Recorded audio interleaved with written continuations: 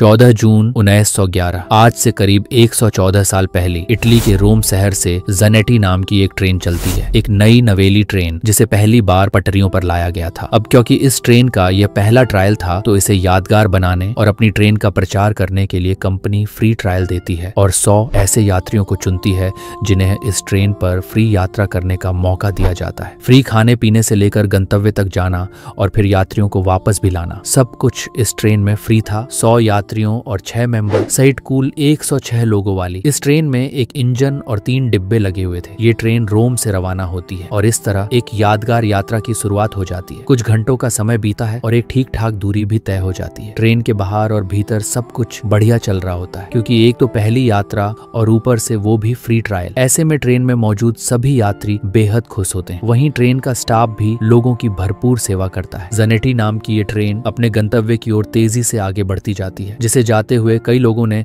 आंखों से भी देखा था। यहाँ तक तो सब कुछ ठीक था, लेकिन इसके तुरंत बाद वो हो जाता है जिसे सुनकर आप सब हैरान रह जाएंगे। ज़नेटी की रास्ते में अचानक एक सुरंग आती है जिसका नाम था लोम्बार्डी टनल। वो सुरंग जिसकी लंबाई 1 किलोमीटर थी। अब यहाँ होता ये है कि ये ट्रेन इस सुरंग के अंदर तो जाती है, लेकिन दूसरे छोर से ये कभी बाहर निकलती ही नहीं है। इसके अंदर जाते ही एक 3 डिब्बों वाली ट्रेन हमेशा के लिए गायब हो जाती है, जो ना तो तब ढूंढने पर मिलती है और ना ही इसका पता आज 114 सालों के बाद भी लग पाया है। जी हाँ दोस्तों, जिस तरह आपको हैरानी हुई है, ठीक उसी तरह उन लोगों को भी हुई थी जो इस ट्रेन का बेसब्री से इंतजार कर रहे थे। वो लोग जिन्होंने इस ट्रेन को सुरंग तक जाते हुए देखा था, वो लोग जिन्होंने इस ट्रेन को हरी झंडी दिखाकर आगे पास किया था। जब कई घंटों तक उन्हें इस ट्रेन के बारे में कुछ भी पता नहीं चला तो हर तरफ एक हड़कंप मच गया और ये बात समूचे इटली में आग की तरह फैल गई कि 106 लोगों वाली एक ट्रेन लोम्बार्डी नाम की एक सुरंग में गायब हो गई है। इस घटना के तुरंत बाद इसकी जांच शुरू कर दी गई क्योंकि 1 किलोमीटर की सुरंग को पार करने में अब ट्रेन को 1 दिन से ऊपर का समय बीत चुका था, जिसका केवल एक ही मतलब था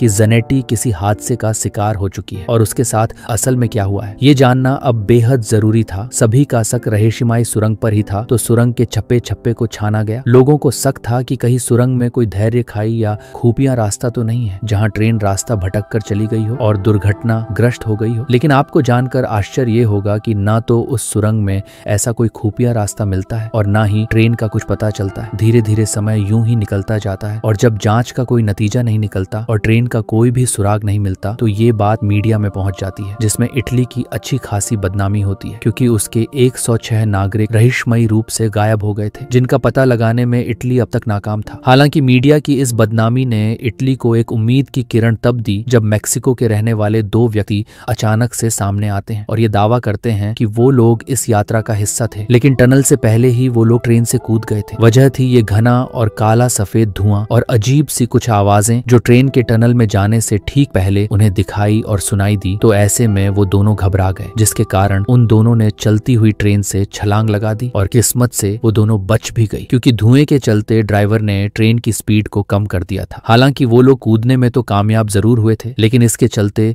उन्हें काफी चोटें भी आई और ये कई घंटों तक वहां बेहोश भी पड़े रहे, जिसकी वजह से उन्हें कुछ भी मालूम नहीं था कि उस ट्रेन के साथ क्या हुआ। बाद में इस दावे की जांच हुई, लेकिन कोई भी सुराग हाथ नहीं लगा क्योंकि उन दोनों व्यक्तियों की मानसिक हालात बिल्कुल भी ठीक नहीं थी। ऐसे में उनकी बात का भरोसा करना जांचकर्ताओं को और भी अंधेरे में डाल रहा था। लेकिन इसके कुछ ही दिनों बाद एक ऐसा दावा पेश किया गया जिसने सबको हैरानी में डाल दिया। ये दावा था मैक्सिको के एक डॉक्टर का, जिन्होंने बताया कि उनके पास हादसे के कुछ ही समय बाद 104 मरीज एक साथ लाए गए थे। डॉक्टर के अनुसार वो सभी मानसिक रोगी थे जिनकी हरकतें और बातें दोनों ही बड़ी अजीब थी। उस डॉक्टर ने उनसे ये जानने की कोशिश भी की कि उनके साथ क्या हुआ था, उनकी ये हालत किसने और कैसे की, लेकिन वो लोग उसे कुछ भी नहीं बता पाए। इस दावे पर इटली भरोसा करना तो चाहता था, लेकिन इस दावे की कड़ियां कहीं ना कहीं कमजोर थी। हालांकि 104 मरीज और 2 मैक्सिकन यात्रियों को मिला लिया जाए तो ये कुल संख्या 106 ही बनती थी। लेकिन जब उस महिला डॉक्टर ने ये बताया कि वो सभी इलाज के बाद कहाँ गायब हो गए, ये किसी को भी नहीं पता, तो इस दावे को भी सिरे से नकार ही दिया गया। हालांकि महिला डॉक्टर ने यह भी बताया था